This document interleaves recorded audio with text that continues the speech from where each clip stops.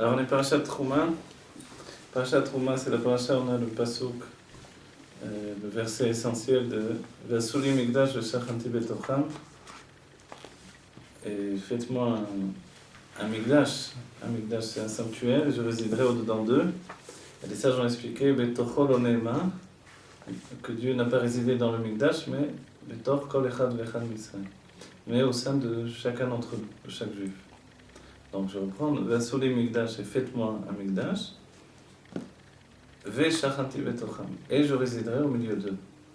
Bon, c'est un pasuk entier qui nous dit que donc Dieu nous ordonne de lui faire un Mikdash. Et en réalité, donc c'est pas juste le Mishkan du désert qui s'appelle le Mikdash, c'est pas juste les Baté Mikdashot, donc les temples, le nom de Mikdash qui veut dire Kadosh en fait, donc l'endroit qui est Mekudash, qui a été sanctifié. On voit que la différence entre la Gdusha du Mishkan et la Gdusha du Mikdash, c'est que c'est le lieu même qui fait la Gdusha du Mikdash. Donc le temple de Yerushalayim, ce qui fait sa Gdusha, c'est le lieu. C'est une discussion dans les Mefarshim, et puis le Rambam le rapporte. C'est parce qu'il y a là-bas le Even Ashtiya. Puisqu'il y a là-bas la pierre sur laquelle le monde a été fondé, la pierre qui est liée à Abraham Avinu, où il y a eu la Kedah, donc lorsqu'Abraham a lié Yitzhak pour l'offrir en sacrifice à Dieu, c'est cet endroit qu'a vu Yaakov aussi quand il y a eu la vision de Yaakov. Et en fait, cet endroit-là, donc c'est un endroit qui est kadosh par lui-même, puisque de là-bas, nous dit le Midrash, a été créé Adam Arishon. Je crois qu'un autre Midrash, ou dans le même peut-être, on nous rapporte le fait que de la terre a été prise de tous les coins du monde, mais en même temps, c'est là-bas qu'il a été créé essentiellement. Donc la terre du corps d'Adam Arishon vient de cet endroit, du Harabait, qui malheureusement aujourd'hui est dans les mains des Arabes, sans doute, pour qu'ils soient gardiens de cet endroit jusqu'à la Géoula, en attendant donc. Mais l'endroit lui-même, il est Kadosh. Et c'est de ce fait-là même que, même si les murs, on va dire, les murs du Kotel, sont encore là, mais les murs du Beth Amikdash ont été détruits. C'est pas juste parce qu'on a le mur du Kotel qu'il y a la Gdusha, évidemment. C'est parce que la Gdusha provient du Even Ashtiya, donc de la pierre où le monde a été créé sur cette pierre-là. Et même les Arabes le savent bien, puisque c'est sur cette pierre qu'ils ont fait la mosquée. Donc eux, ils regardent la pierre, etc., l'endroit exact, etc. Mais Even Ashtiya, c'est elle qui a été la pierre du fondement du monde. Donc en fait, le fait même du Mikdash, de l'endroit saint, qui est lié à ce pasuk de Vasuli Mikdash, faites-moi un Mikdash et je résiderai au-dedans d'eux, au-dedans de tout le peuple juif, c'est lié aussi à la création du monde, puisque la Gdusha, d'après le Rambam de l'endroit du Mikdash, à la différence du Mishkan, qui lui était une Gdusha qui se transportait, donc il n'était pas lié à l'endroit, mais qui était lié aux vêtements qui s'habillaient dans l'endroit. C'est-à-dire donc les tentures du Mishkan, les poutres du Mishkan et les objets que l'on mettait à l'intérieur. Tandis que le Mikdash, même si les ustensiles évidemment sont de Gdusha, ce qui fait essentiellement la Gdusha du Mikdash, c'est l'endroit lui-même.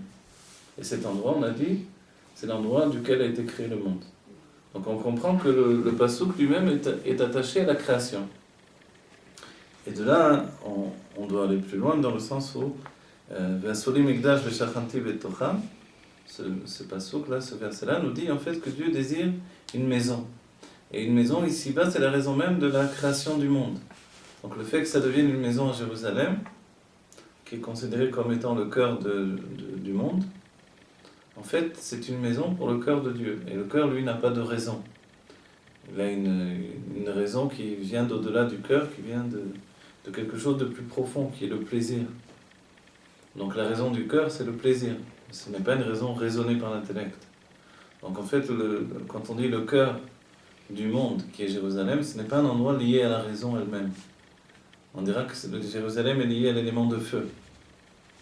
L'élément de feu, c'est ce qui brûle l'intérieur et l'extérieur.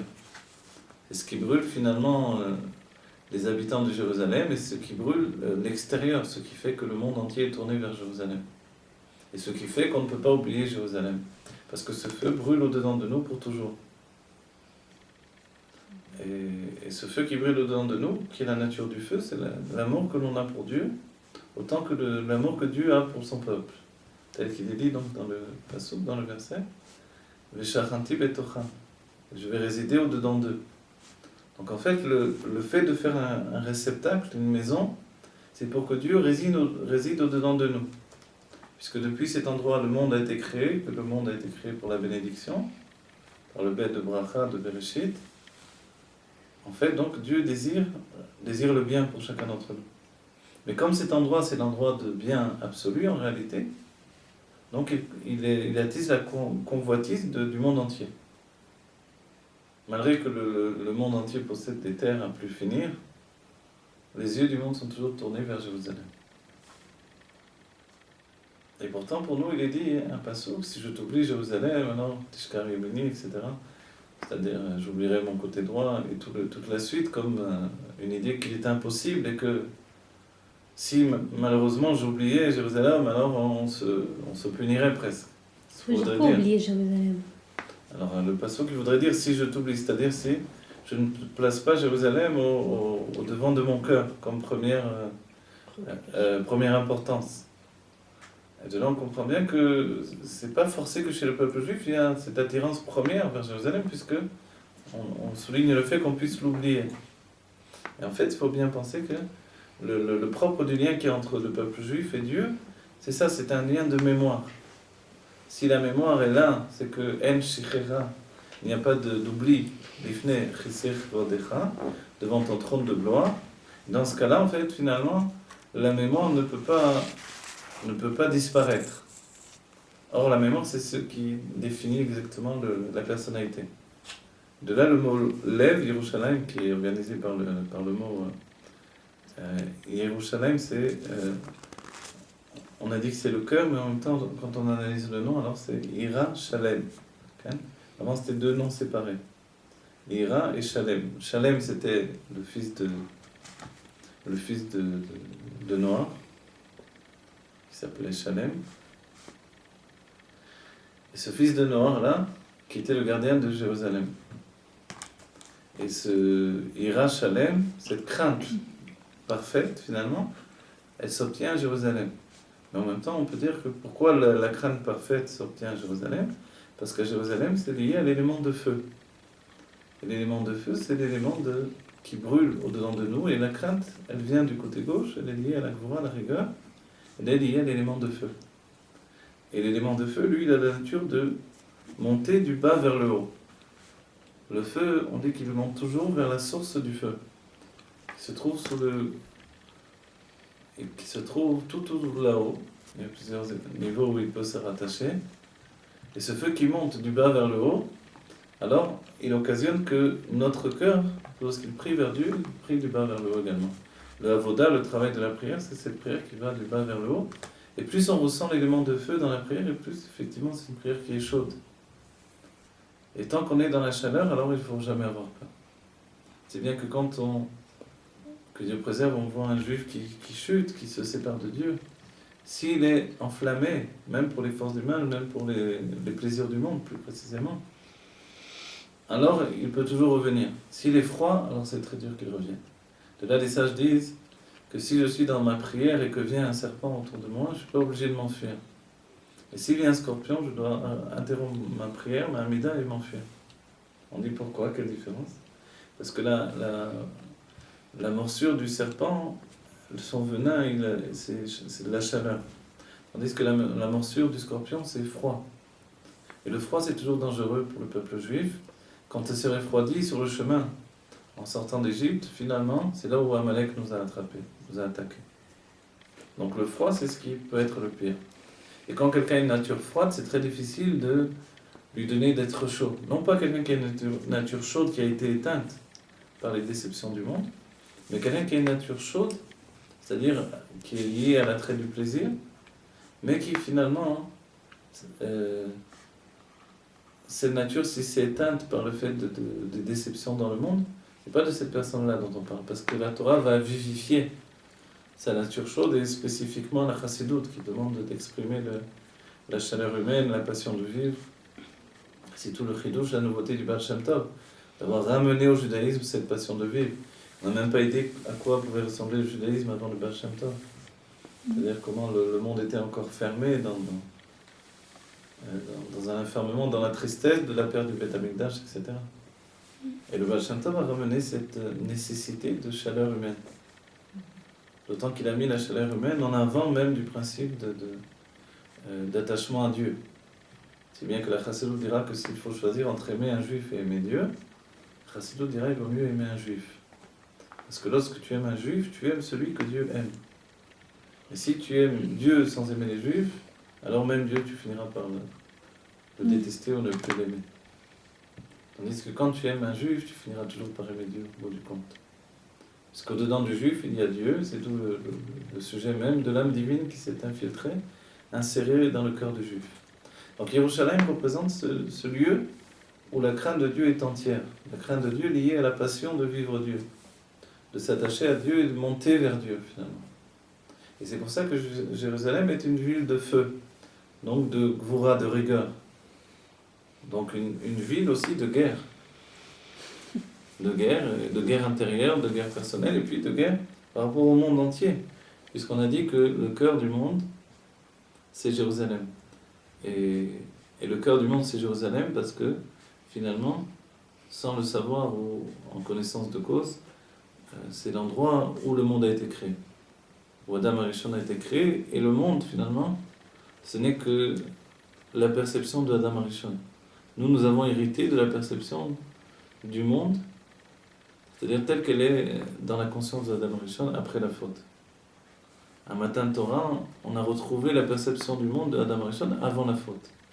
On l'a même dépassé, puisqu'on devait dépasser ce niveau-là. Ensuite, quand il y a eu Chet HaEgel, on est revenu à la perception d'Adam Arishon après la faute à nouveau. Et aujourd'hui, le but même de la Pnimiut Torah, l'intériorité de la Torah, de la Chassidut elle-même, c'est de nous donner, de retrouver la perception du monde d'Adam Arishon avant la faute. C'est-à-dire voir le monde où Dieu n'est pas exclu du monde. Un monde Dieu, un monde qui est Dieu lui-même. Et non pas un monde créé par Dieu uniquement, mais un monde où Dieu est présent avec nous. C'est on va dire, ça a été le grand pirsoum d'Avraham Avinu. Tel qu'il est défini dans la Chassidut, tout le chidouche même de l'idée d'Avraham Avinu, la grande nouveauté humaine qu'il a entraînée, c'est justement cette conscience nouvelle de ne pas faire une séparation entre Dieu et le monde. C'est-à-dire que l'on est plongé au-dedans de Dieu lui-même. Et Admorazaken, par rapport à ça, dira qu'au moment du Tzimtzum, qui est le moment où Dieu a créé c'est pas le moment où Dieu a créé les mondes encore, mais où Dieu a créé l'endroit spirituel dans lequel tous les mondes spirituels vont résider jusqu'à ce monde ici avec la conscience du matériel. En fait, le Tzimtzum, il peut toujours être vécu comme une séparation de Dieu. C'est comme cela qu'il a été exprimé dans le monde lituanien par le Gaon de Vilna, puisqu'il dit qu'il y a eu un Tzimtzum dans le Mahor, dans le luminaire, et Kepshuto, réellement, il y a eu un retrait de Dieu par rapport à la création. Et la Chassidut viendra dire le contraire, c'est une définition extrêmement précise chez le Rabbi. Le Rabbi dira que le Tzimtzum, selon le Baal Shem Tov, c'est un Tzimtzum dans le Or, dans la lumière uniquement, et non pas Kepshuto. Ce n'est pas Kepshuto, ce n'est pas réellement que Dieu s'est retiré. Et l'explication, c'est qu'on ne parle pas d'une chose matérielle, mais que Dieu peut très bien résider en même temps que les mondes, dans l'endroit où les mondes sont là. Et la définition finale, c'est le fait que Dieu se trouve être l'endroit du monde. Donc les mondes et Dieu sont confondus toujours. C'est comme sa parole. C'est comme sa parole qui est une image aussi. La parole de Dieu, c'est la présence de Dieu exprimée. Comme chez nous, la parole, c'est l'expression de notre personnalité. La parole de Dieu, quand on dit la parole de Dieu a créé le monde, c'est l'expression de la volonté de Dieu qui a créé le monde. Dans le Hanbet, dans le livre du Rabbi Rachab, on verra que Baruch She'amar V'haya Olam, c'est pas du tout donc la création telle qu'on la connaît nous, mais la création dans un état de conscience chez Dieu. Pour que le monde apparaisse dans sa conscience comme une nécessité, une volonté, alors il a fallu qu'il y ait ce Baruch She'amar V'haya Olam. Le monde existait déjà, mais on était juste au niveau des Asara Sfirot HaGnuzot, des 10 Sfirot, et les Sfirot c'est le dévoilement en 10 mesures d'expression, ce qui aboutit aux 10 forces de l'âme. Donc ils font que toute la structure du monde est déjà là. Quand on a 10 sphirotes, le monde existe. Tant qu'il n'y a pas encore 10 sphirotes dévoilées, le monde n'existe pas. Et par rapport à Dieu, 10 sphirotes cachées au-dedans de sa volonté, ou au-dedans de son plaisir, alors c'est déjà la création à part entière. Et ensuite, pour le reste, ce n'est qu'un reflet de ces 10 sphirotes, comme dans un jeu de miroir, et c'est ce qui est défini par le Passouk, et Maïm apanim lepanim, ken lev adam le adam. Comme l'eau qui reflète le visage, donc la panime de l'homme se reflète dans la panime de l'eau, dans la face de l'eau se reflète la face de l'homme, et ainsi le cœur de l'homme se reflète dans le cœur de l'homme. Évidemment, on parle de l'homme divin et l'homme ici-bas, nous-mêmes. En même temps, le cœur de l'homme est lion. Dans les mondes divins, l'homme c'est le monde de Hatzilut, et puis nous sommes l'homme inférieur. Mais il y a aussi, avant que le monde d'Hatzilut n'existe, il y a l'homme donc qui a la conscience des 10 forces de l'âme dans la lumière divine qui sont les 10 sphirotes. Ça c'est l'homme tel qu'il est conçu par Dieu. Et ce niveau-là en fait se reflète pour aboutir à 10 forces de l'âme. Et ces 10 forces de l'âme, c'est notre construction intérieure. Et c'est par rapport à ces 10 forces qu'on peut tout analyser de manière absolue, selon la Torah Taïmet, selon la Torah de vérité. Et quand on revient donc à Jérusalem qui est le lève, le cœur du monde, le mot lève lui-même nous donne bien le sens de ce que c'est en fait. Pourquoi Jérusalem est tellement essentiel pour le monde entier, pour l'humanité entière, alors qu'a priori il y a d'autres sens d'intérêt. Les Américains en Amérique, c'est vrai. Les Arabes, a priori, ont des pays arabes à l'infini. Qu'est-ce qu'ils nous veulent? Directement, ils n'ont aucun lien avec Jérusalem. C'est un lien qui a été plus ou moins mis en place par une nécessité autre que la réalité historique, alors que nous avons nos racines ici, humaines, les racines on ne va pas dire notre religion, mais de notre judaïsme, puisque le judaïsme, ce n'est pas une religion, c'est un état d'être, ce n'est pas lié à l'expression. Et tandis que les Arabes n'ont rien à voir avec Jérusalem. Mais c'est devenu une nécessité politique, on va dire, avec le temps. Pas d'aujourd'hui même, c'est déjà depuis des siècles même. C'est comme ça. Et le monde chrétien, lui, est basé donc sur l'expression de notre judaïsme. Du coup, ils se sont imposés aussi cette nécessité de Jérusalem. Mais pourquoi, au bout du compte? Parce que le cœur lui-même, il est lié à chacun d'entre nous. Et les 2 lettres de Lev, c'est la Medbet. La Medbet, ce sont tous les secrets de la création. Les 10 la Medbet, Netivot Chochma dans le Sefer Yetzirah. Les 32 conduits de la sagesse. Qu'est-ce que sont les 32 conduits de la sagesse? C'est encore lié à la création, puisqu'on a dit que le Even Ashtiya, c'est à partir de cette pierre-là que le monde a été fondé. Donc en fait, la Medbet, Netivot Chochma, ce sont des psukim qui sont liés au commencement du monde, au commencement de la création. Bereshit bara Elokim, c'est le Aleph de la Medbet, Netivot Chochma. Et Hashamayim Bet Aretz, c'est le Bet, le deuxième conduit. À chaque fois, c'est un conduit. C'est-à-dire que dans ces mots-là, il y a des conduits de sagesse supérieure qui ont amené à la construction de l'existence. Donc forcément, puisque le lève du monde, c'est Jérusalem, ici, il y a la base de toute existence et de toutes les définitions de l'existence. Jusqu'aux définitions même, on va dire, organiques de l'existence. C'est quoi la définition organique? C'est les plantes. Shlomo Amener savait comment, dans Jérusalem, planter toutes les plantes, comment les racines même de tous les fruits et légumes du monde commençaient à Jérusalem. Et comment on pouvait planter dans Jérusalem tous les fruits et légumes du monde entier. Pourquoi? Parce que à partir de ces racines-là, ça s'est répandu sur le monde entier, et le cœur même du monde, c'est Jérusalem. Donc ce cœur, évidemment, qu'est-ce que désire Dieu? Il désire le cœur. Et quand Jérusalem n'était plus un lieu, quand le temple n'était plus un lieu où le cœur du juif était tourné vers Dieu, alors Dieu a dit, j'ai pas besoin moi d'avoir une maison. Des murs de pierre, j'en ai pas besoin. Alors Dieu a détruit les murs de pierre. Il a détruit le Beth Amikdash. Et comment il a détruit le Beth Amikdash? Par le feu. A priori, le feu ne brûle pas les pierres. Et pourquoi par le feu? Parce que la nature même de Jérusalem, c'est le feu. Alors qu'on a vu que l'Égypte n'a pas été détruite par le feu. L'Égypte a été détruite par 10 plaies qui sont liées aux 10 forces de l'âme. Pourquoi c'est seulement l'élément du feu qui a détruit Jérusalem? Parce que c'est sa base. Voilà, c'est parce que c'est sa base. Jérusalem, c'est le feu même de Jérusalem qui peut détruire Jérusalem. Le feu des Goïms ne peut pas le détruire, le feu que les Romains y ont apporté, mais c'est une Jérusalem brûlée qui sont venus brûler. Et cette notion-là, elle est bien que c'est notre propre feu à nous. Soit c'est un feu de Gdusha, soit c'est un feu donc de sainteté, et alors c'est lié au passo. Soit c'est un feu qui nous entraîne vers les plaisirs du monde uniquement, c'est-à-dire des plaisirs qui nous séparent de Dieu. Et à la base de tout ça, c'est le fait que Dieu a désiré qu'il lui soit fait une maison ici-bas. Ce qui se cristallise dans la Torah par ce passo. Faites-moi un sanctuaire et je résiderai au-dedans d'eux.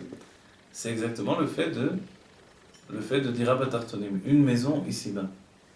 Faites-moi une maison ici-bas, c'est la volonté de Dieu. C'est pour cela qu'il a créé le monde. C'est quelque chose qui est lié au désir de Dieu. Mais cette maison, c'est pas forcément le Beth Amikdash. Le Beth Amikdash est la maison de Dieu ici-bas, tout autant où il est un sanctuaire pour que Dieu réside dans notre cœur. Quand nous-mêmes on exclut Dieu, on le repousse de notre cœur, alors il n'y a plus de raison. C'est une sikha du Rabbi, c'est ce que je veux dire. Et quand on exclut Dieu de notre cœur, forcément Dieu n'a plus de raison d'avoir des murs de pierre. C'est pas pour nous, pas pour lui qu'il a besoin de murs de pierre, ni d'un misbéa, ni quoi que ce soit, ni qu'on jette du sang sur le misbéa. Tout ce système est organisé pour purifier notre cœur, pour que le feu de Jérusalem puisse brûler, en fait, tout ce qui dans notre cœur soit autre chose qu'une vie vécue avec Dieu. Et dans ce cas-là, en fait, tous les plaisirs du monde deviennent des plaisirs autorisés par Dieu, puisqu'on les apporte à Dieu. C'est ça toute l'idée même du temple. C'est que les plaisirs qui existent sur la terre, les fruits, les légumes, les animaux, tout ce que l'on mange, tout ce que l'on vit, tout ce qui nous donne de vivre bien, on n'a jamais vu dans le judaïsme qu'il est dit vie mal, soit un homme retiré du monde, etc. Ça peut être un avoda, un travail zmani, dans un certain temps de notre vie, pour des tzadikim, pour des juifs qui veulent se sanctifier. Mais après, c'est pas une finalité. C'est pas une finalité parce qu'au bout du compte, même les grands tzadikim avaient toujours des tables remplies de shefa. Il est dit que Rabbi Yehuda Hanassi avait une table et il y avait tous les fruits en toutes les époques. Aujourd'hui, ça nous paraît le plus probable. On est plus habitué à ce genre d'exploit, mais à l'époque, c'était très difficile.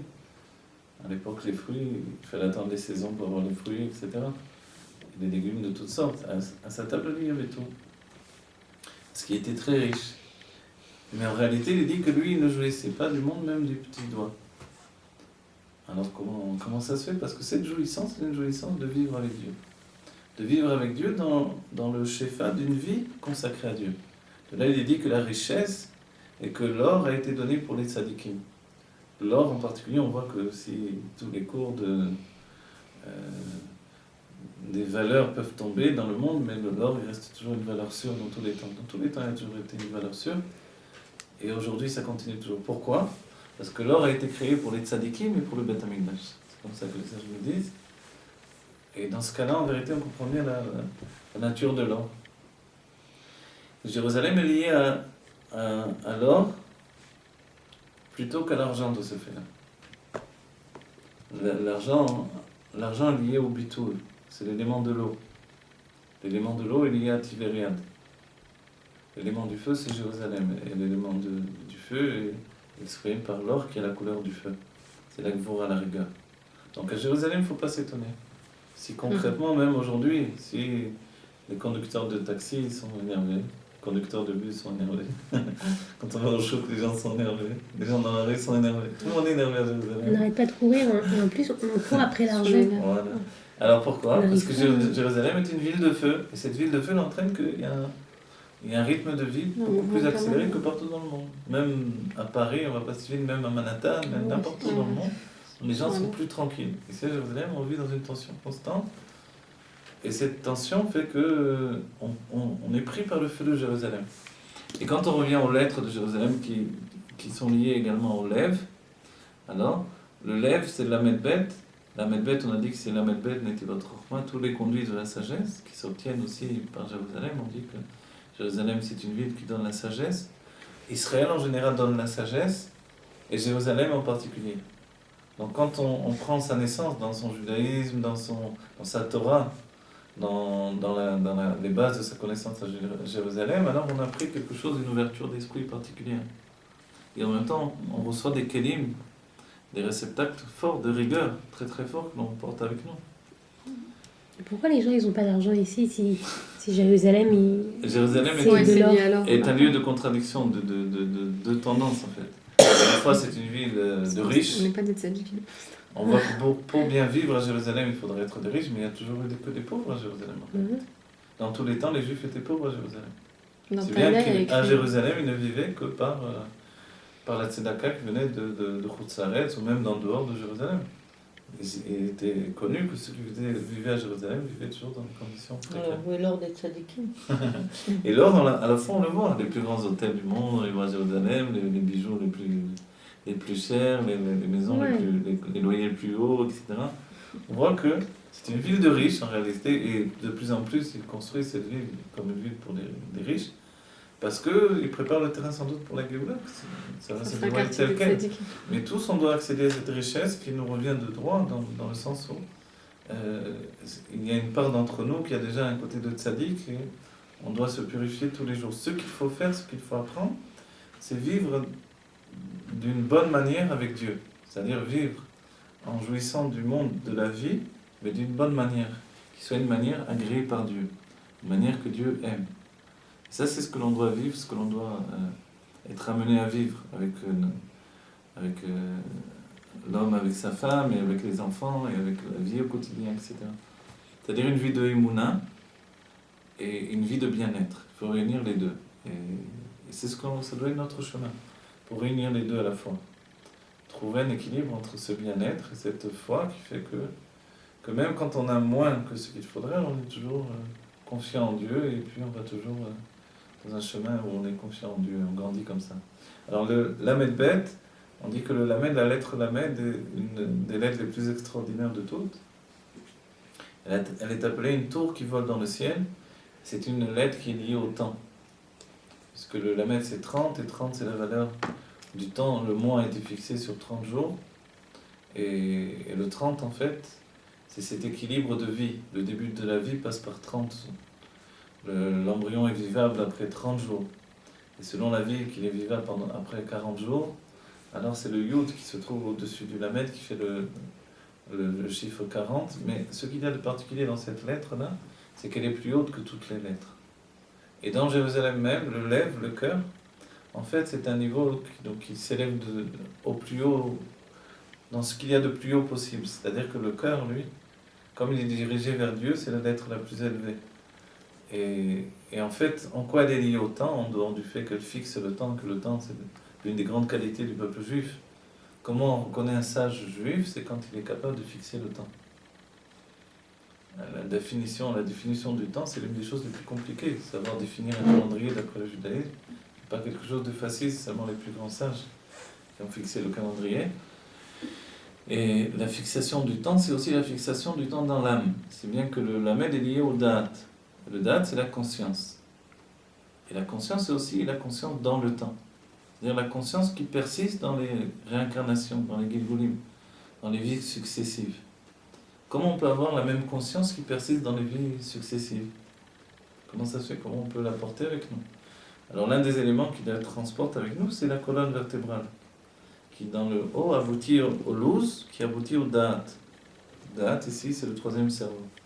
Et en fait, ça aboutit à la conscience de ce que Dieu attend de moi dans chaque moment de ma vie, dans toutes les vies successives.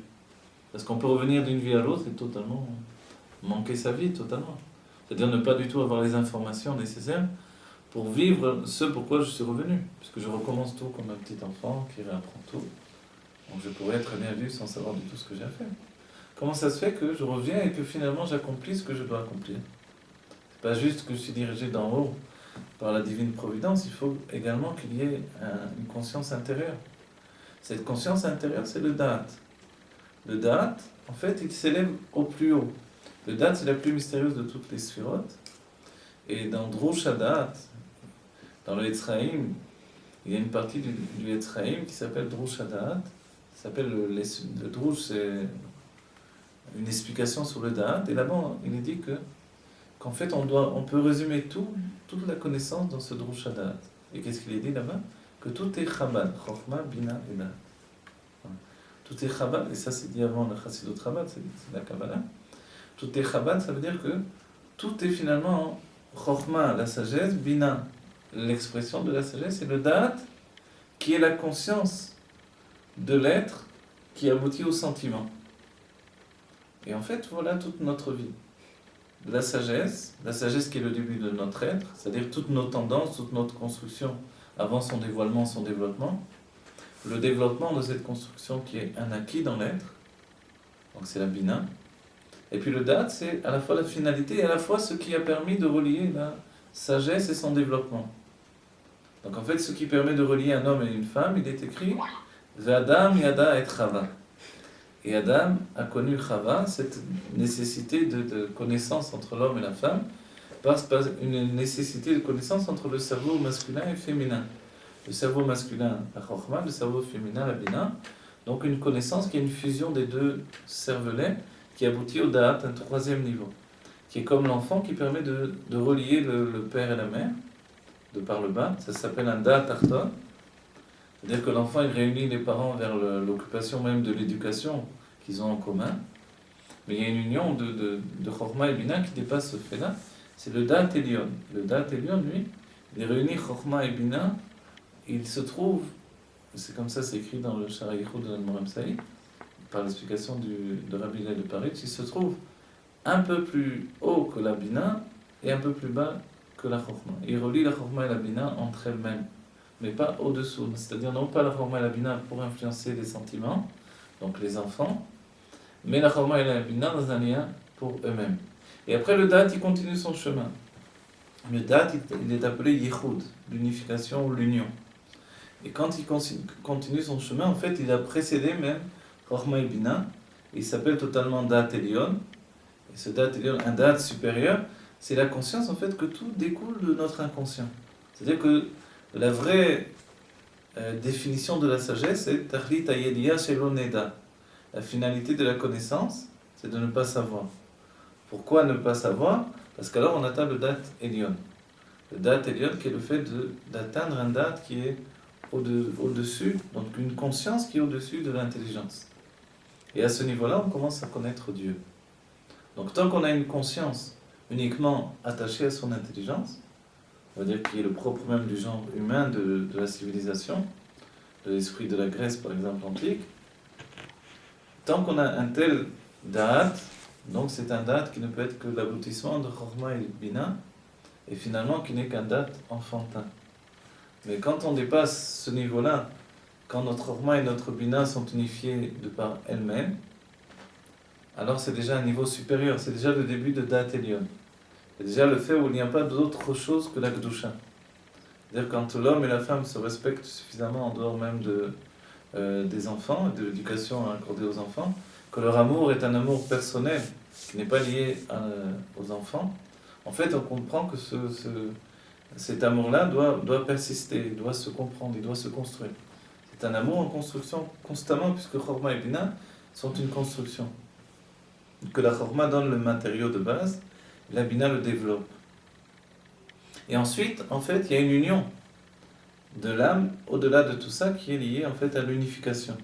C'est-à-dire un niveau où l'âme n'est plus qu'une seule entité. Il faut se rappeler par exemple, ce qu'on a parlé de ça par rapport au couple, que l'âme du couple est une seule âme qui a été séparée en deux.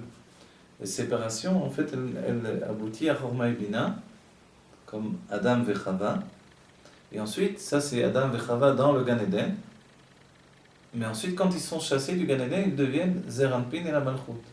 Ils deviennent finalement les sentiments et l'action, ou la parole. Et dans ce cas-là, forcément, ça représente le Vav, et le Vav c'est le serpent. Et tout ça, donc, ça représente exactement la séparation du couple pour l'unification qui va venir ensuite. Mais cette unification, elle est effective que quand ils deviennent adultes. Alors là, ils deviennent une évolution constante vers quelque chose qui dépasse totalement l'intellect. C'est-à-dire, c'est la reconnaissance même de ce que les sages définiront comme Eshetraï la Terel Ba'ala. La femme, elle devient la couronne de son mari. C'est-à-dire que puisqu'elle est dans l'état de la couronne, et que lui, il est quand même son mari, alors c'est que c'est une union au-delà de l'intellect. C'est-à-dire que quand il y a Chokhmah et Bina qui sont unifiés, Chorma n'est pas la couronne de la Bina et Bina n'est pas la couronne de la Chorma. Et quand on dit que la femme devient finalement Eshet Raïl, Aterel Baala, donc elle devient la couronne de la Chorma. Et dans ce cas-là, elle se trouve au-dessus de lui, mais la couronne c'est Keter, et Keter c'est l'inconscient. Donc en fait, il y a une prise de conscience, entre guillemets, que l'état d'inconscience n'est pas à rejeter totalement. Ce qui Date, dans c'est le reflet de Keter. Oui, le date, en fait, le date, selon la Nourazaken, il y a deux définitions. Pnimiut ha-keter et chitzoniut ha-keter. Et les deux sont vrais. Pnimiut ha-keter, l'intériorité du keter, c'est le date Elium, comme on l'a défini, c'est-à-dire le fait de ne pas rejeter justement la part inconsciente de notre être, qui, elle, nous donne la vitalité, qui, elle, nous donne la construction divine qui dépasse l'intellect. Et cet attachement à Dieu par le date, donc qui est l'attachement par le Keter en fait, mais l'intériorité même du Keter, puisque le Keter, quand on dit que le Keter, il y a là-bas le plaisir, il y a là-bas la volonté, deux états de Keter, en fait quand on parle de plaisir et de volonté dans le Keter, on peut très bien comprendre que le plaisir et la volonté sont des forces inconscientes, on le comprend. Le vrai plaisir, c'est pas d'avoir un plaisir organisé, structuré, inventé. Le vrai plaisir, c'est un état de plaisir absolu. Surtout chez Dieu, avant même que le monde ne soit créé. C'est pour ça qu'il veut qu'il lui soit fait une maison ici-bas sans aucune raison. Donc il n'y a pas de raison, c'est vraiment de l'inconscient. Et c'est le plaisir qui se transforme en désir. Le désir, c'est déjà une forme de volonté, donc c'est déjà une sortie de Dieu vers quelque chose autre que lui-même. Mais tout ça, c'est en Dieu lui-même. Et en fait, dans cet état-là, l'une des définitions du Rabbi Racham, c'est que quand j'ai un désir et une volonté, j'ai un désir et une volonté de quoi? Qu'est-ce qui va être mon ordre de préséance? C'est-à-dire, si j'ai un désir et une volonté d'étudier, par exemple, on a des livres merveilleux dans le judaïsme, qui me dit quel livre je dois étudier? En fait, on n'a pas assez d'une vie pour étudier tout ça. C'est pour ça aussi qu'on revient d'une vie à l'autre, pour terminer toute cette étude. Mais voilà, donc aujourd'hui, puisque la dernière Torah dévoilée, c'est la Chassidut, on vient sans doute terminer la Chassidut. Donc on doit donner avant tout l'essentiel de notre temps à la Chassidut et compléter tout ce qui nous manque en cours de route. Et sans doute qu'on a étudié le Zohar, sans doute qu'on a étudié les livres de Kabbalah, sans doute qu'on a étudié la Gemara, la Halacha, etc. Mais on doit quand même étudier tout ça aujourd'hui pour que notre structure soit complète. Mais l'accent doit être mis sur cette dernière Torah qui a été donnée, qui elle nous confronte au devenir de la Géoula, c'est-à-dire une Géoula où on verra le divin exprimé au quotidien. Et ça, c'est seulement par la Chassidut, qui introduit la Kabbalah dans notre quotidien, que l'on peut commencer à vivre cette Géoula. Donc en fait, c'est déjà une Torah de Géoula. Parce que la Chassidut est là pour apporter la Géoula et pas pour autre chose. C'est un cadeau qui nous a été donné pour apporter la Géoula. Ouais.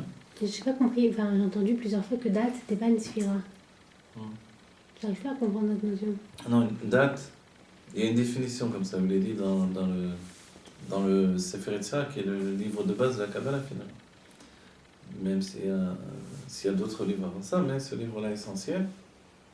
Même si Abraham Avinu a écrit d'autres livres que le Sefer Yetzirah, c'est ce que l'on a de lui. Là-bas, il est dit que Imonim et date, l'omonim et keter. Imonim et keter, l'omonim et date.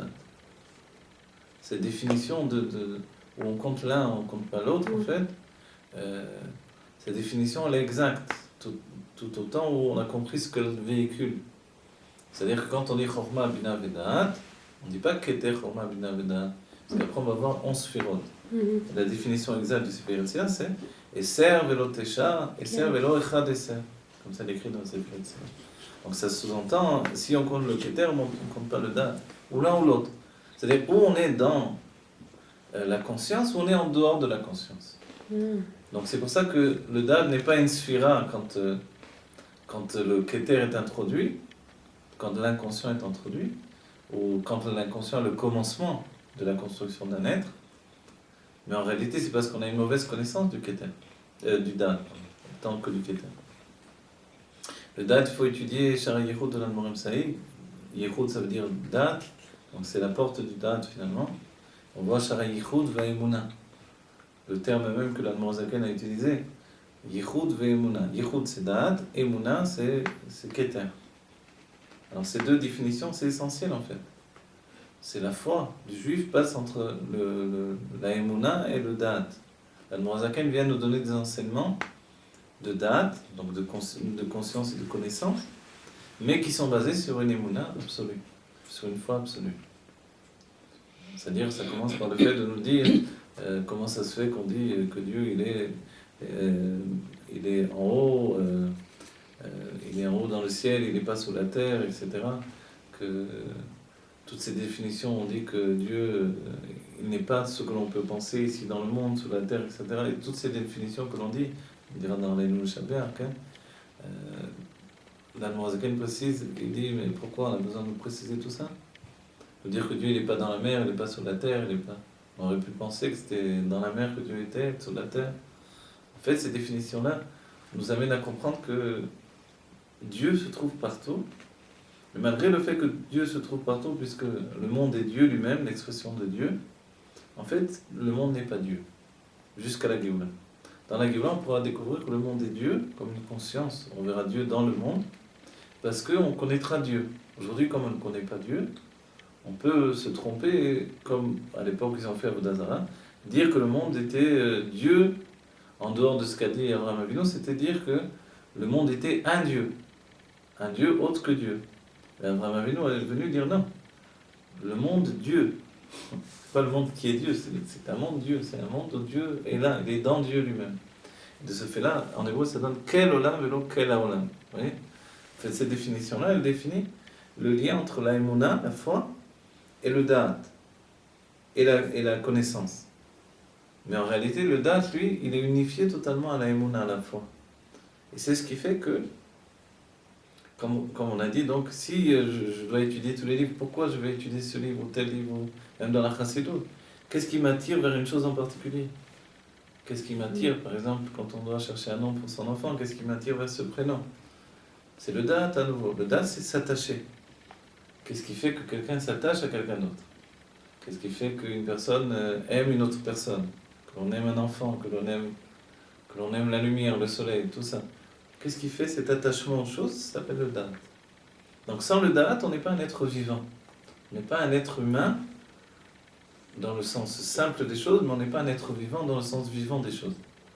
De là, il faut grandir notre da'at autant que on peut le grandir. Et le da'at, lui, c'est l'intégration de l'aïmouna. C'est pour ça que, de la foi, et c'est pour ça que le da'at est appelé pnimiota keter, l'intériorité du keter. Il véhicule le keter à l'intérieur de nous. Et c'est pour ça qu'il disparaît finalement. Oui. Ou que l'aïmouna disparaît, ou l'un ou l'autre. Quand l'aïmouna est comptée comme une des 10 sphirotes, donc forcément elle est là parce que le da'at, lui, est caché. C'est-à-dire qu'il y a la foi, mais c'est pas intériorisé. Et dès qu'on intériorise la foi, on n'a plus besoin de l'aïmouna. Ça devient un da'at. C'est-à-dire que c'est comme ça. Pourquoi? Je le sais. Je sais pourquoi. Je ne sais pas de manière intellectuelle, je le sais de manière absolue. Si j'ai bien compris, le da'at, c'est une valeur, entre guillemets, partagée par l'homme et la femme dans le couple. Ça veut dire que c'est la même... le niveau de da'at de l'homme et de la femme dans le couple est le même. Le niveau de da'at de l'homme et de la femme, c'est à la fois un da'at commun d'eux et un da'at personnel pour chacun des deux individus. L'homme et la femme au-dedans de nous se trouvent comme une construction déjà. Il y a le côté droit et le côté gauche du cœur et du cerveau. Et entre ces deux côtés, il y a toujours une liaison, une fusion. Ça, c'est le da'at. Le da'at, donc, il réunit ces deux tendances, ces deux notions d'écartèlement dans la personnalité. Et forcément, il réunit aussi un homme et une femme, Vadam, Yada et Trama. Donc le da'at, c'est la conscience de l'existence, aussi bien que la conscience de l'existence de l'autre. Comprenez ça, le da'at, il a la conscience de mon existence, et il doit devenir la conscience de l'existence de l'autre. Dans le couple, ça doit être un travail. Mais là, vous avez décrit que le da'at Elion qui se représente avec le keter. Alors, je vais vous donner une autre définition des notions de da'at Elion et da'at Tarton dans la Chassidut. Da'at Elion, c'est que Enon Milevado, il n'y a rien d'autre que Dieu. Donc ça rejoint effectivement le keter de manière absolue. Da'at Tarton, c'est il n'y a rien d'autre que moi. Quoi. Que le monde. Que moi dans le monde tel que je le perçois. En fait, c'est Nefesh HaSichlit, quoi. Ouais, Nefesh HaBahamit ou Nefesh HaSichlit telle qu'elle est liée à Nefesh HaBahamit. Donc l'âme animale et l'âme intellectuelle telle qu'elle est liée à l'âme animale, effectivement. Enon Milevado, il n'y a rien d'autre que Dieu. Enon Milevadi, il n'y a rien d'autre que moi. En fait, c'est ça. Et c'est pour ça que la finalité, c'est Enon Milevado. Et donc l'être qui aime véritablement sera dévoilé dans la Géoula. Aujourd'hui, on apprend à aimer. On fait Messirut Nefesh pour aimer, donc c'est essentiel. Parce qu'on fait Messirut Nefesh, on fait un don de nous-mêmes. Mais on voit que aimer, si on ne fait pas des efforts, c'est au-delà de l'effort. C'est-à-dire que au quotidien, c'est un travail. Aimer, c'est une construction. Et c'est pour ça que c'est une ordonnance de la Torah aussi. Aime, en français, aime ton prochain comme toi-même. De Ve'afta le'racha kamocha. Ou Ve'afta et Hashem Elokecha. Tu aimeras l'Éternel ton Dieu. On se rappelle que le Noir Zaken dit j'aime ou j'aime pas. Comment on peut m'ordonner d'aimer? On ne peut pas ordonner d'aimer a priori. J'aime quelqu'un ou j'aime pas quelqu'un. Le fait qu'on nous ordonne, c'est qu'effectivement, il y a un travail d'aimer. Quel est le travail d'aimer? Le Noir Zaken nous dit il faut réfléchir. C'est la Hitbonenut. Quand je suis Mitbonen, je commence à aimer. Quand je réfléchis, je commence à aimer. C'est-à-dire, je réfléchis à la grandeur de Dieu, alors je commence à aimer Dieu vraiment. Quand je ne connais pas Dieu du tout, parce que j'ai rien étudié qui est relié à l'expression de Dieu, ni les sphirotes, ni les mondes, ni quoi que ce soit, je ne peux pas vraiment avoir un amour de Dieu construit, on va dire. Donc, ce n'est pas l'ordonnance d'aimer Dieu. J'aime Dieu de manière pshuta, dans l'essence de Dieu, c'est immense, comme quelqu'un qui aime Dieu de manière naturelle. Dans le couple, la même chose. Aimer dans le couple ou aimer l'autre juif, c'est aussi réfléchir. Réfléchir sur les qualités de l'autre. Donc c'est Da'at Tarton. C'est Da'at Tarton parce que ça s'introduit dans le monde. Mais en réalité, c'est relié à Da'at Elyon. Puisque cet amour, il n'est pas fondé sur des actions. Ce serait Da'at Tarton uniquement si ce serait fondé sur une réalité matérielle, quoi. Quelqu'un me fait du bien, forcément. Bah, Je l'aime, voilà. On va dire que c'est dans ce sens-là. Mais quand je réfléchis pour grandir les qualités de l'autre, c'est pas forcément par rapport à moi. Non. Qu'un homme pense à sa femme dans le sens où ses qualités qu'elle a par rapport aux enfants, par rapport au bien qu'elle fait aux autres personnes, à ses qualités intellectuelles, ses qualités qui sont elles, qui lui appartiennent. Et comme ça pour l'amitié aussi, quand on réfléchit à quelqu'un, on grandit ses qualités, etc. Qui plus sait quand il y a une personne avec qui on a une difficulté à l'aimer. Et on sait qu'on a une ordonnance de l'aimer. Alors on voit bien que c'est un travail. Ce travail, c'est de réfléchir aux qualités de la personne. Et lui trouver des qualités que nécessairement il a, puisque c'est Dieu qui l'a créé. Dieu ne peut pas créer quelque chose qui ne possède pas de qualité. Même la personne la plus grossière a des qualités en fait infinies créées par Dieu, qu'il faut découvrir. Et ça, c'est l'amour. Quand on déteste quelqu'un, alors c'est quoi? Quand on déteste quelqu'un, c'est que on l'aime certainement beaucoup aussi, mais que cette personne nous dérange, alors on a fini par le détester. Maintenant, il y a peut-être des raisons concrètes pour lesquelles on le déteste, mais il vaut mieux, selon la Chassidut, transformer cette haine, donc détester, ça veut dire avoir de la haine pour quelqu'un, en pitié. C'est-à-dire, si vraiment la personne est à un tel degré... allergique. Un tel degré donc, dans le mal pour que je sois dans l'état de la détester, alors elle fait pitié, c'est vraiment une pauvre personne, hein. Je dois avoir beaucoup de peine pour elle. C'est comme ça que la Chassidut dit de transformer la haine, parce que c'est jamais bien d'aimer. D'aimer. Je voulais dire d'avoir la haine, d'aimer, je voulais dire. Le droit d'aimer, c'est le droit de aimer. En fait, donc, oui, la haine en elle-même, c'est jamais bon, c'est jamais une bonne chose, et c'est quelque chose qui nous détruit. C'est-à-dire que quand j'ai la haine de quelqu'un, ça détruit moi, ça détruit pas forcément. Ça détruit moi et ça détruit l'autre. Mais si elle nous déteste. Si elle nous déteste, alors c'est une bonne possibilité de commencer à faire un véritable Ahavat Israël. Parce que j'aime quelqu'un qui ne me rend pas en retour. Ah, désintéressé quoi. Voilà. Et là, c'est l'amour de l'âme divine. Oui, mais aucun accès, la personne. Non, ça fait rien. Alors, la Chassidut dira une définition dans le Périclève italien. Donc, il y a le Périclève italien, c'est que on va aimer quelqu'un dans son âme divine, malgré qu'on peut le haïr dans son âme animale. Ah, c'est nice. On ne va pas se cacher les yeux et dire oui, il est vraiment gentil, alors que c'est une personne peut-être ignoble et qui est vraiment mauvaise avec tout le monde, etc. Et que peut-être je dois le dénoncer parce qu'il fait des choses, j'en sais rien, des tas de choses où on n'est pas complètement tout le monde est beau, tout le monde est gentil, c'est pas ça le judaïsme. Mais malgré l'état où je peux haïr cette personne de manière naturelle par rapport à ses agissements, son caractère, tout ce qu'il fait, etc., il n'en reste pas moins que j'ai une mitzvah d'aimer l'autre juif. Qu'est-ce que c'est l'autre juif? C'est l'âme divine qui se trouve dans chaque juif. Donc comme, compte tenu qu'il a une âme divine, je dois continuer à l'aimer pour ce qu'il est dans son judaïsme. Quelque chose qui n'est pas altéré par le dévoilement du mal qui est en lui. Parce que rappelez-vous, le Tanya a dit que quand 10 Réchaïm sont réunis, 10 Réchaïm verra l'eau, alors 10 personnes réunies, finalement la Shrina réside avec eux. 10 juifs réunis. Pourtant, c'est des Réchaïm verra l'eau. Et spécifiquement, il prend cet exemple-là. Pour nous dire qu'il n'y a pas vraiment de situation sans retour. C'est tout l'esprit de la Chassidut. Donc si quelqu'un est vraiment dans un état où j'ai une haine pour lui, c'est qu'il est vraiment à plaindre. S'il est vraiment à plaindre, alors je dois avoir de la peine pour lui. Je dois transformer. C'est pour moi que je transforme la haine en paix. Plus que pour lui encore. Parce que lui, peut-être qu'il mérite qu'on le haïsse. Et moi, si je dois haïr son âme divine, son âme animale, je dois avoir de l'amour sans alternation pour son âme divine. Qui est caché. Qui est caché, bien entendu.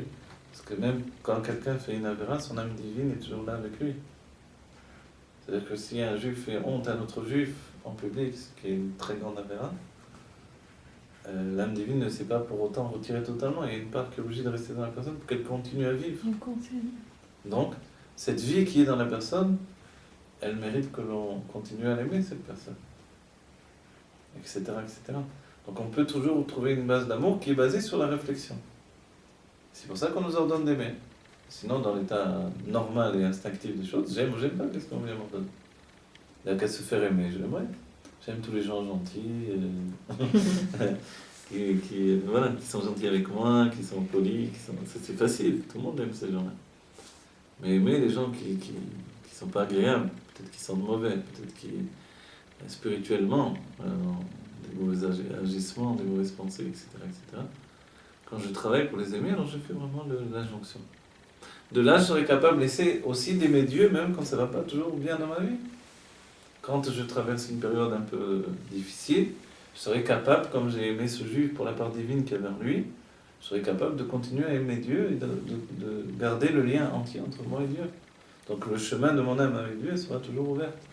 Et le Harizal dira que quand on rejette un juif, on ne veut pas le voir, on ne veut pas en entendre parler, etc., on fait un gamme, un défaut dans le nom de Dieu, et notre prière, elle ne peut pas monter après, elle est coincée. Donc c'est dommage, on se fait du mal à soi-même. Non, tout à l'heure on a parlé d'Aed, c'est ce qui nous donne un caractère humain. Quel rapport avec le feu, quand quelqu'un est froid? Parce que il a quand même du Da'at, non?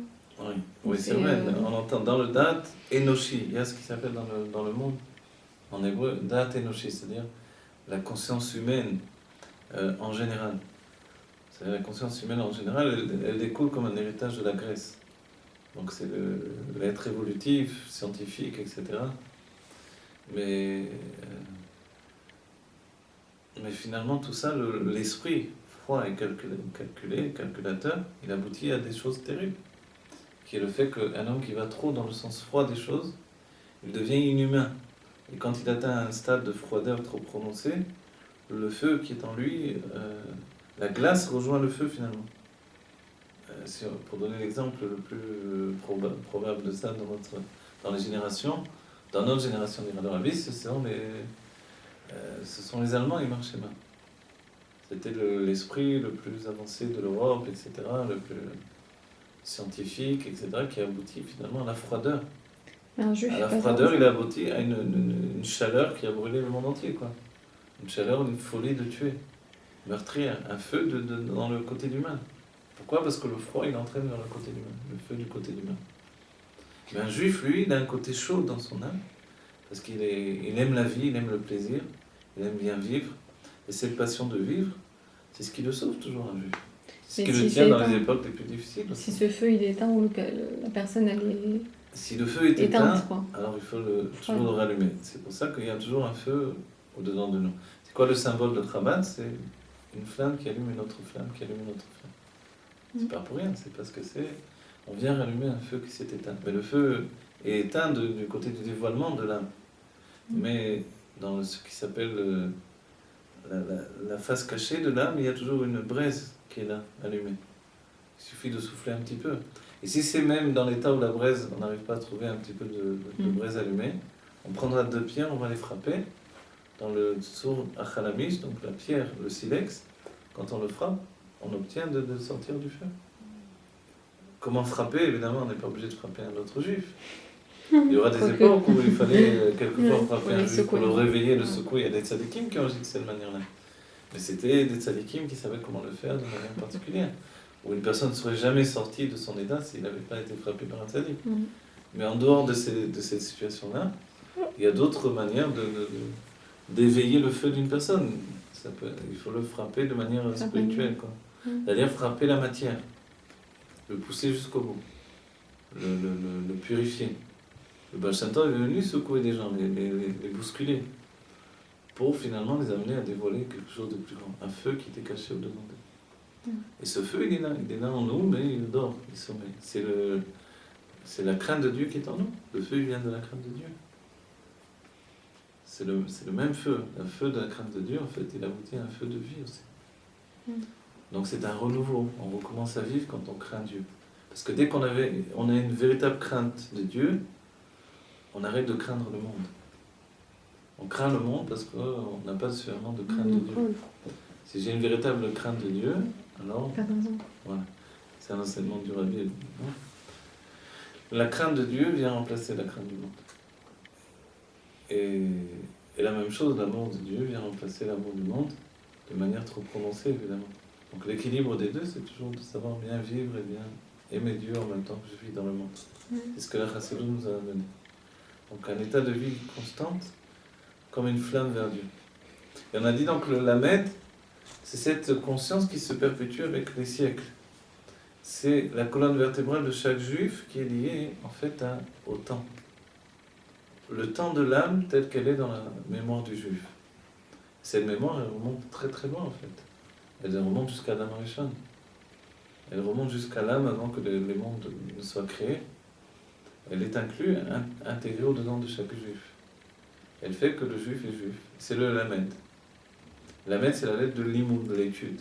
C'est par l'étude qu'on vivifie, qu'on éveille en fait cette mémoire enfouie au-dedans de nous.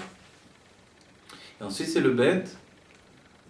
Et le bête, c'est une construction, c'est une maison. Et la construction, la maison, c'est le bête, c'est quand on est capable d'aimer l'autre aussi. On est capable de découvrir que non seulement j'ai une mémoire qui se rapporte à moi, mais dans cette mémoire, il y a toujours quelqu'un d'autre qui est toujours avec moi. Cet autre qui est avec moi, c'est Dieu. Et aussi, pour un couple, pour l'homme, c'est la femme, et pour la femme, c'est l'homme. Cette mémoire qui nous relie de siècle en siècle, on sait qu'on n'est jamais revenu seul, on continue. Quelque chose qui a été commencé auparavant. Et cette mémoire, elle nous amène à aimer l'autre, ce deuxième qui vit avec moi, cette deuxième personnalité. Il y a toujours de l'amour pour un autre aussi également, pour un nouvel enfant, pour un nouvel ami, pour un nouveau juif que je découvre. Et ça, c'est un amour que l'on porte en nous. Et ça, c'est lié à la mémoire. C'est-à-dire que la mémoire nous permet d'aimer l'autre parce que je le porte en moi dans ma mémoire. Depuis le don de la Torah, depuis même auparavant. Donc on aime les juifs parce qu'on les connaît depuis tellement longtemps en fait. On est tous reliés à une mémoire collective. Et dans notre mémoire collective, c'est ça, on est tous reliés à Jérusalem. Et Jérusalem, elle configure la mémoire en fait collective du peuple juif. Et comme les âmes juives se sont éparpillées dans le monde entier, finalement le monde, on s'est retrouvé relié à cet amour du juif pour Jérusalem, dans lequel coïncide en fait la mémoire de tous les juifs. La mémoire de tous les juifs qui fait que on est relié à Dieu, et que ce fait d'être relié à Dieu, c'est relié avec tous les juifs également. Donc en fait, qu'est-ce qu'on porte dans notre mémoire? Ce que le Rabbi dit dans sa Sira, il dit que le Beth Amikdash est là pour que notre cœur soit tourné vers Dieu et vers l'autre juif.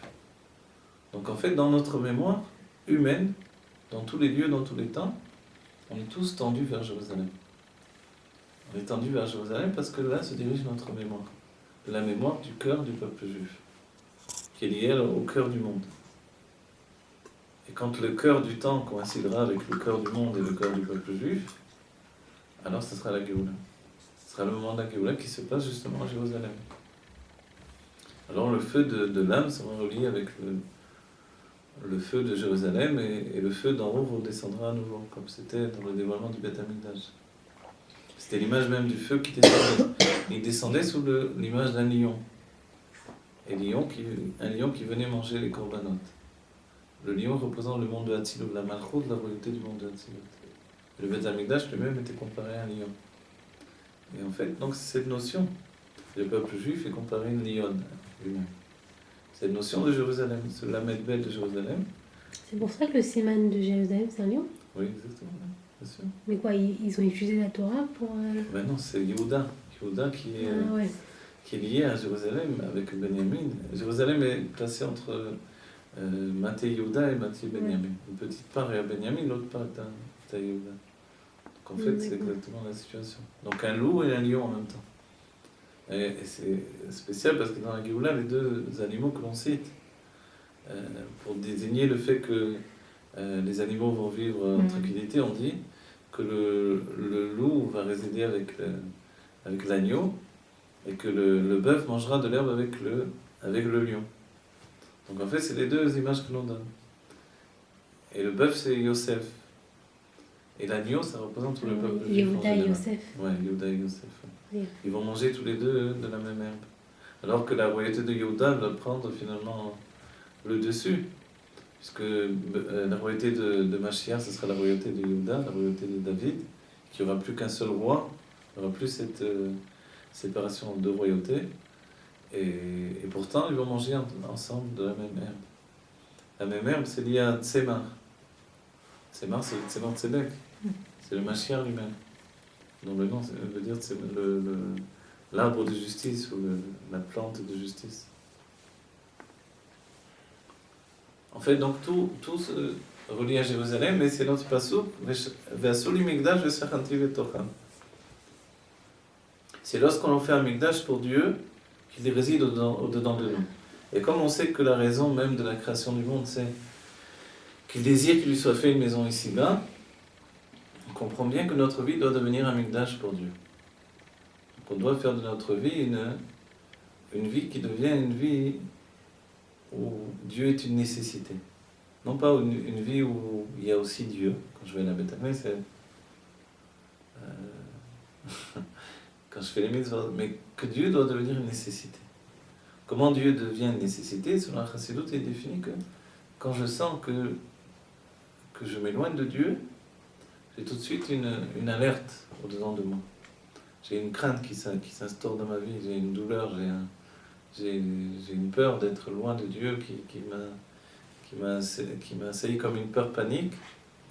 Alors c'est que je suis proche de Dieu en fait. C'est la vraie tchouva. C'est-à-dire c'est la proximité qui fait que je désire me rapprocher de Dieu. Et cette proximité vient d'une crainte qui s'intègre au-dedans de nous. Et pourquoi elle est Beshlemut dans sa perfection? Parce que c'est le nom de Yerushalayim, Irat Shalem, donc que la crainte soit Shalem. En fait, c'est parce que elle atteint sa Shlemut quand la crainte est reliée avec l'amour. Le Tanya dira, d'après le Zohar, que d'un côté du cœur, je dois posséder en fait une chedva tkia belibai besitrada. D'un côté de mon cœur, j'ai une chedva. Une chedva, c'est une joie entière, un bien-être. Et priya, un sanglot, tkia belibai besitrada.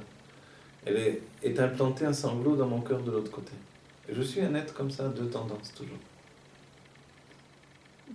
Et cet être qui a deux tendances, en fait, c'est curieux parce que les sanglots, ils sont du côté gauche, du côté de la crainte. Mais les sanglots sont faits avec de l'eau. Et la joie, finalement, c'est dévoiler du feu, finalement. C'est de la vitalité.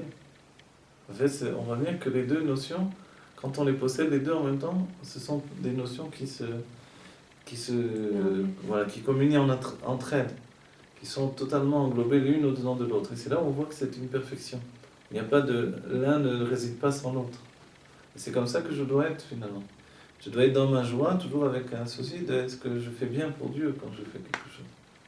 Donc ma joie doit porter dans les deux sens. Ce que la Chassidut dans les derniers temps, essentiellement à notre génération, le Rabbi a dit qu'il faut mettre la joie en avant, et qu'on n'est plus capable de différencier entre l'amertume et la tristesse. Donc c'est une nécessité aujourd'hui de mettre la joie en avant. L'une des raisons essentielles, c'est parce que la Géoula est tellement proche et que les âmes sont tellement petites et que le Yesod à la fin, l'élément de poussière est tellement fort que finalement il vaut mieux pas mettre en avant l'amertume. Qu'on délaisse aujourd'hui l'amertume, on n'a plus des âmes assez élevées pour faire la distinction entre l'amertume et la tristesse. Et à notre époque, ça peut nous amener à chuter totalement. Donc même quand on fait des fautes, même quand on a mérité devant Dieu, démérité devant Dieu, même quand on se sent honteux, c'est pas pour ça qu'on va arrêter d'être joyeux. On sera triste de manière organisée au moment du Tachanun, au moment de Kriyat Shema Lamita, mais après tout le reste de ma journée, je serai joyeux. Et pourtant, peut-être la même personne a fait des avérotes. On se rappelle qu'à ce moment-là, il faut se retenir à ce que l'on peut se retenir, et se rappeler que Dieu il désire le cœur de celui qui vient vers lui.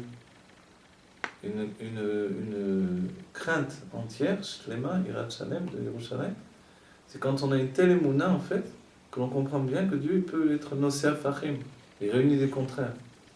Il réunit à la fois cet être qui est en moi et qui est capable de faire des fautes, que Dieu préserve, cet être qui est en moi, qui est capable d'être un tzaddik. Les deux tendances, en fait, réunies dans un même être, c'est ce que nous sommes aujourd'hui pour la plupart d'entre nous. On voit des juifs qui font du bien absolu et qui font du mal en même temps. Toujours un mélange de mal et de bien au quotidien. C'est bien qu'il ait dit qu'il n'y a pas de mal sans bien et de bien sans mal. C'est très difficile de vraiment savoir où on se trouve. Et c'est l'inquiétude même qui nous sauve. C'est-à-dire que l'inquiétude même qui peut-être nous mine en fait, mais quand elle est dans une proportion mesurée, par exemple dans l'éducation, si on n'a pas d'inquiétude, alors on ne peut pas éduquer un enfant. Dans le couple, s'il n'y a pas d'inquiétude pour l'autre, alors on n'a pas un amour dévoilé de manière correcte également. On doit toujours être inquiet. Ashrei chez Doeg Tamid, qui est heureux celui qui a toujours du souci en fait, mais du souci dans le bon sens, dans le sens de vouloir bien faire. Voilà.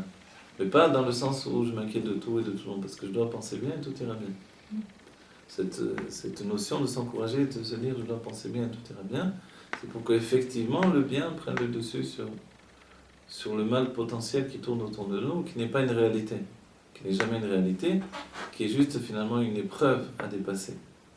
Donc on doit dépasser l'épreuve du mal susceptible de se dévoiler, de se concrétiser, et aboutir à un bien toujours dévoilé.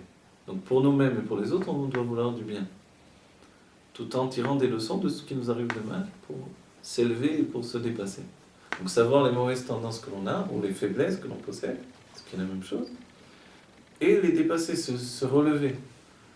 Ne pas se dire pour soi-même ou pour les autres, tout le monde est beau, tout le monde est gentil, et à la première situation difficile, on est écroulé, on est tombé des nues, etc. Si un ami, le meilleur ami, tout à coup nous a fait quelque chose de terrible, on ne comprend pas qu'est-ce qui s'est passé, etc. Parce qu'on a, comme on a dit, on a idéalisé cet ami-là. Or, d'après la Chassidut, on n'idéalise personne, d'après le Tanya. Il n'y a pas d'idéal. À moins que ce soit un tzaddik gamour, alors tu peux y aller. Un tzaddik gamour, qu'il soit Baba Sali, qu'il soit le Rabbi, qu'il soit Shlomo Amener, David Amener, tu peux l'idéaliser parce que c'est un être idéal. C'est vrai, c'est comme ça qu'il est construit. Mais pour les autres personnes qui sont en dessous de ce niveau-là, il n'y a rien à idéaliser. Même un Benoni, tu ne dois pas l'idéaliser, même s'il ne fait aucune faute. Il n'en reste pas moins que c'est un être qui est en lutte entre le mal et le bien. Qui plus est, quand on est dans des niveaux inférieurs au Benoni, alors forcément, il ne faut pas être étonné. Un juif s'est mal conduit. C'est une tendance naturelle qui vient de la nefesh habamit, l'âme animale. Un enfant s'est mal conduit, c'est aussi une tendance naturelle. Ça fait de la peine si c'est notre enfant. Mais on doit savoir que voilà, il faut s'habituer, non pas à penser que ça va mal aller, mais s'habituer aussi que dans l'éducation, il faut rétablir. L'une des explications, on dit que quand un arbre pousse tordu, alors il faut le laisser au milieu d'arbres qui sont droits. Et au besoin, on met un tuteur. Un tuteur, c'est un bâton qui est bien droit pour que l'arbre, lui, se fixe sur son tuteur. Et il grandisse droit avec le tuteur. Donc le tuteur, c'est l'éducateur qui permet à l'arbre de grandir droit. Et on dit que quand on met un arbre tordu au milieu d'arbres, d'une forêt d'arbres qui sont droits, alors l'arbre, il va finir par pousser droit comme les autres. Donc effectivement, il est important qu'il soit toujours bien entouré, Et c'est l'une des choses, l'un des exemples qui a été donné. Quand le Rabbi Rayatz, à un moment, a voulu renvoyer un enfant un talmid de la yeshiva à New York, le Rabbi Rayatz a dit qu'on ne le renvoie pas parce que les murs de la yeshiva sont des murs qui donnent la crainte de Dieu. Il finira par se reprendre. Voilà. Effectivement, c'est difficile de savoir quand est-ce qu'on doit regarder, quand est-ce qu'on doit se repousser. Il est dit, dans ce cas-là, smol docha veyimin mekarevet. La main gauche, elle repousse, et la main droite, elle ramène, elle rapproche. Et on dit que jamais, que Dieu préserve, on repousse de la main droite. Parce qu'alors, on repousse pour toujours. Il faut toujours repousser de la main gauche, qui n'est pas nous réellement. C'est une main extérieure à nous, et on ramène de la main droite, on rapproche de la main droite. Donc, repousser, c'est reculer l'instant de l'expression de notre amour, pour éduquer, pour aider, pour donner une morale nécessaire à un certain moment. Et ramener, finalement, c'est ramener de tout son cœur. En oubliant tout ce qu'il y avait eu, toutes les grèves, tout ce qui était auparavant. Le Zohar nous dit que si on fait un reproche à quelqu'un, que cette personne ne comprend pas que c'est un reproche pour son bien, mais qu'elle le prend juste comme le fait que je suis en train de lui faire de la peine ou de lui faire de la douleur, alors j'ai commis une mauvaise action envers cette personne. Alors que mon désir, c'était juste de lui faire un reproche pour l'aider, pour lui dire de s'améliorer. Mais comme il n'avait pas été perçu de cette manière-là, que la personne l'a reçu que comme un tsar, comme une douleur qui lui a été faite, alors ça a été pour moi, finalement, j'ai fait une avéra par rapport à cette personne. Et on verra donc que le Rabbi nous dit l'essentiel de notre génération, c'est l'éoded, d'encourager. C'est-à-dire que les reproches, il faut être certain que la personne les prenne de la meilleure manière, et les prenne pour ce qu'ils sont. C'est-à-dire un moyen de les aider à s'élever. Si la personne est de ce niveau-là, on fera un reproche avec beaucoup d'amour, avec beaucoup de délicatesse et de précaution, là, que l'on s'aperçoit que la personne est capable de le prendre pour son bien, parce que sinon elle s'engage dans un mauvais chemin. C'est-à-dire on va lui avertir que attention, tu risques de tomber là, c'est dangereux. Il faut le faire avec précaution. Et dans ce cas-là, alors, ça ne sera pas quelque chose qui va se retourner contre nous. Au contraire, ça va être bien pris. Mais le cas contraire, ça sera toujours quelque chose qui va se retourner contre nous. Et le Rabbi a dit quelquefois que quand on a dit quelque chose à quelqu'un, et que finalement ça n'a pas été bien pris, c'est que ce n'était pas sorti du fond de mon cœur. Je dois être capable de le... Et c'est moi qui dois faire choix dans ce cas-là. J'ai été dire à quelqu'un quelque chose, et je ne l'ai pas dit avec suffisamment on dira de herpatiout. Ça ne m'a pas vraiment concerné totalement. Je l'ai dit comme ça, de manière facile. Quelquefois, c'est ce qui peut arriver de pire, même chez les mashpim. C'est-à-dire les mashpim, des gens qui influencent les autres. Quand on dit des choses facilement, sans prendre en compte que la gravité de nos paroles, alors ça peut être grave.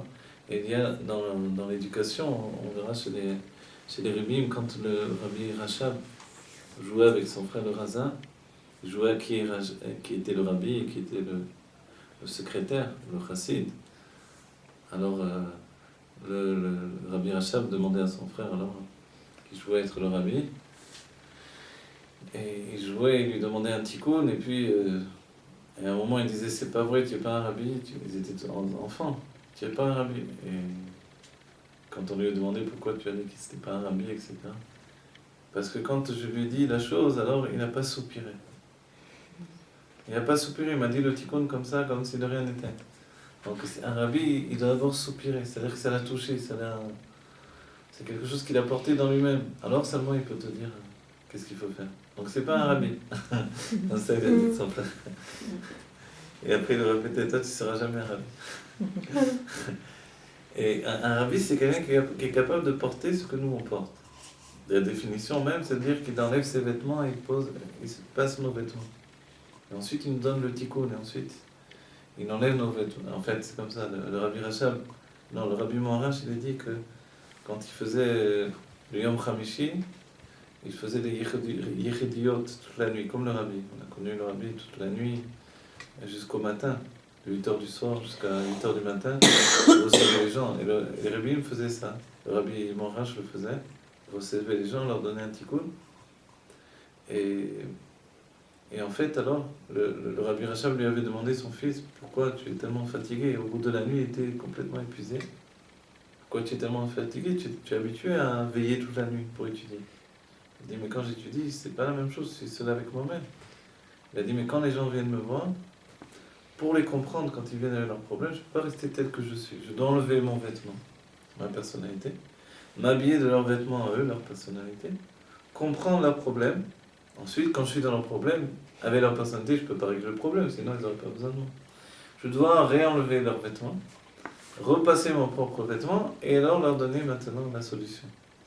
Leur donner le tikkun, la réparation. Et ça se fait d'enlever les vêtements comme ça, c'est ce qui m'épuise. Ouais. Et ça, c'est l'épuisement de quelqu'un qui prend les choses à cœur. C'est-à-dire que nous, si on entend véritablement de la manière correcte, on ne peut pas dire quelque chose à quelqu'un en vitesse comme ça sans l'avoir même écouté. Je dois d'abord m'habiller de ce qu'il dit, c'est-à-dire être capable de voir l'autre tel que l'autre se voit lui-même. Non pas tel que je le vois moi uniquement à partir de ma propre conscience.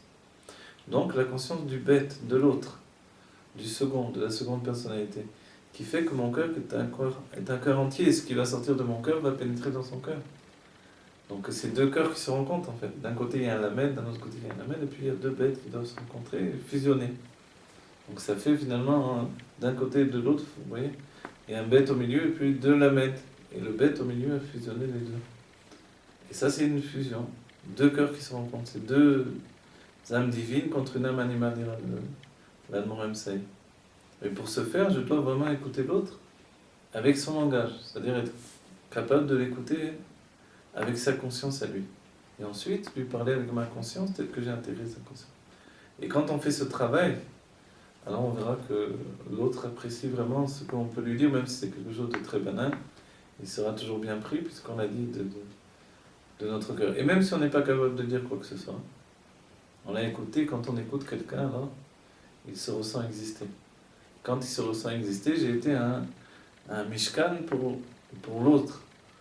De la même manière que Dieu désire résider au-dedans de nous, puisqu'il y a l'amour de Dieu qui nous a ordonné l'amour de l'autre juif réside en nous et on doit lui donner de résider en nous. Mais pour ça, il faut lui faire une place. Et cette place, on lui fait quand on est capable donc de faire un retrait de notre propre personne. Un achat atzmuto. Je mets tout mon être de côté pour être capable de recevoir l'autre. C'est également le travail d'un rav de mettre en place finalement l'amour de l'autre de manière suffisante pour trouver un langage qui est en rapport avec l'autre personnalité. Et ça, tout ça, ça commence par notre parasha Trouma. Donc il y a ce pasuk de Vasuli Migdash Veshachanti Vetocham qui aboutit à Jérusalem. Et la Trouma, c'est quoi? C'est un don. On comprend bien que Dieu s'exprime dans cette parasha, c'est la parasha où on apprend à donner. Le peuple juif est venu donner. On est venu donner pour Dieu tous nos trésors, on est venu donner de l'argent, de l'or. Et puis il y a eu le Machatzita Shekel, avec son symbole qui a la définition qu'on n'est que la moitié de nous-mêmes, et l'autre moitié c'est l'autre qui la complète. L'autre c'est Dieu, tout autant l'autre juif a une place dans ma vie où on lui fait une moitié. Quand j'ai une conscience que je suis une moitié de moi-même, en fait Dieu peut remplir l'autre moitié. Le Rav Gizbour donne une définition, il dit Shalem Vachetzi. Quand je suis une moitié de moi-même, alors je suis Shalem. Je suis déjà Shalem, et qu'est-ce que c'est l'autre part qui va m'être donnée, puisqu'il faut bien l'autre moitié pour remplir cette shlemut, cette perfection. Ça s'appelle Shalem Vachetzi. C'est déjà une shlemut. En fait, c'est aussi la définition d'un homme, d'un autre juif, deux moitiés d'un cycle d'argent qui se réunissent. L'argent, c'est l'amour, le chesed, et ils se réunissent, la générosité. Et finalement, l'autre part, c'est Dieu lui-même. En fait, donc, de concevoir qu'on donne un machatzit shekel, une moitié de cycle, au lieu d'un cycle entier, c'est pour avoir la conscience qu'il nous manque toujours quelque chose qui peut nous être donné par Dieu ou par l'autre juif, par l'autre homme en général, même par le soleil le matin, par la vie, par tout ce qui peut exister. Quand on a conscience qu'on en est plein, que l'on n'a rien à recevoir de personne, alors on est terminé, en mauvaise situation. Et là, on est en mauvaise situation quand on pense qu'on n'a rien à recevoir de personne. Alors on est une personne qui ne peut pas grandir, qui ne peut pas se parfaire. Une personne qui commence à devenir à l'image du monde du Tohu, qui rentre dans un monde de destruction, finalement, au bout de ça, il y a Shfirat HaKelim, la destruction de mon être. J'explose en 1000 morceaux parce que j'ai pas de réceptacle pour exprimer ce qui est en fait un don de vie. La vie, c'est une trouma. Il faut donner sans arrêt. Il faut donner de soi-même, il faut donner à Dieu et donner aux hommes. Et pour ce faire, il faut être dans un mouvement de vie constante. Un mouvement de vie, c'est quelque chose qui bouge, qui vit, qui est joyeux et qui entraîne les autres vers cette vie et cette joie. C'est comme ça que Dieu a désiré une maison ici-bas. Non pas une maison où il fait froid, non pas une maison triste, mais une maison avec beaucoup de vie, une maison avec beaucoup de vitalité et des paroles de Torah, et une maison qui entraîne chacun vers la conscience et l'attachement de Dieu, et que chacun apprenne à s'aimer pour ce qu'il est lui-même. Et pour aider quelqu'un, pour lui permettre de s'aimer pour ce qu'il est lui-même, il faut déjà commencer à l'aimer nous-mêmes. Si je n'aime pas l'autre personne, je ne pourrai jamais l'aimer, lui donner de s'aimer lui-même. Et dans la Vat Israël, aussi bien que dans l'éducation, c'est essentiel. Donner à l'autre personne d'apprendre à s'aimer lui-même. Mais pour ça, il faut aussi savoir se protéger dans cet amour que l'on donne aux autres et savoir le donner avec mesure. Alors, quand vive la Géoula Mitzvah Shema, Terafemian Mamash, immédiatement, que l'on soit un Mishkan pour la présence de Dieu dans notre cœur, et que notre cœur à nous soit lié à Jérusalem, que par rapport à ça, on ait une crainte entière qui vient d'une association de deux personnes qui sont une moitié d'eux-mêmes uniquement. Et ainsi, Dieu nous donnera, Bezrat Hashem, un amour entier pour lui et un amour entier pour l'autre juif, et la venue de la Géoula Terafemian Mamash, avec le Mashiach Tzidkenu.